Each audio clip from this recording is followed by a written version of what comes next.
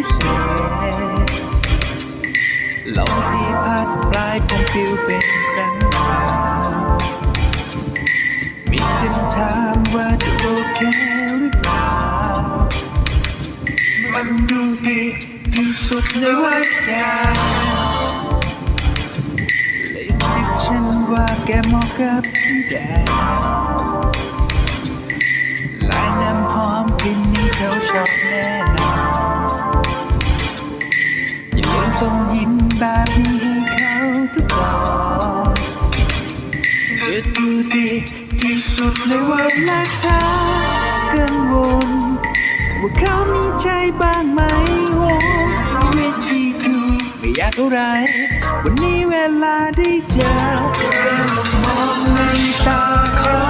เธอมีสายตาแบบเดียวกับฉันที่มองแค่ตลอดมาก็แปลว่ารักหมดหัวใจ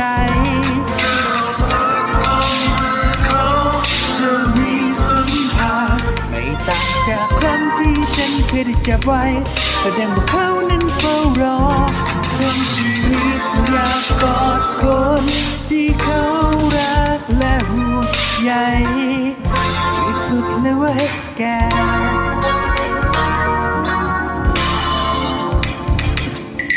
ตอนเปิดเพลงกำลังกอดกันเต้นรำให้สบอกสายและฟังเสียงของหัวใจกระซิบบอกไปว่ารักเขามาเท่าไรจะดูดีที่สุดเลยว่ารักเธอกังวลว่าเขามีใจบ้างไหม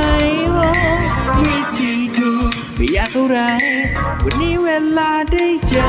แค่ลองมองในตาเขาเธอมีสายตาแบบเดียวกับฉันที่มองแค่ตลอดมาก็แปลว่ารักหมดหัวใจแค่ลองประคองมือเขาเธอมีสัมผัสไม่ต่างจากครั้งที่ฉันเคยได้จับไว้แสดงว่าเขานั้นเฝ้ารอทั้งชีวิตอยากบอกคนที่เขารักและห่วงใย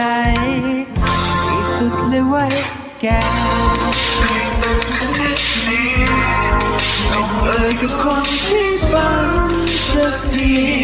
ชื่อฉันคนนี้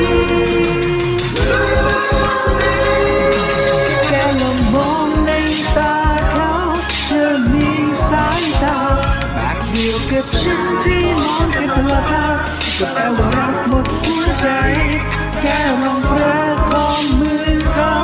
เธอมีสัมผัสไม่ต่างจากครั้งที่ฉันเคยได้จับไว้แสดงว่าเขานั้น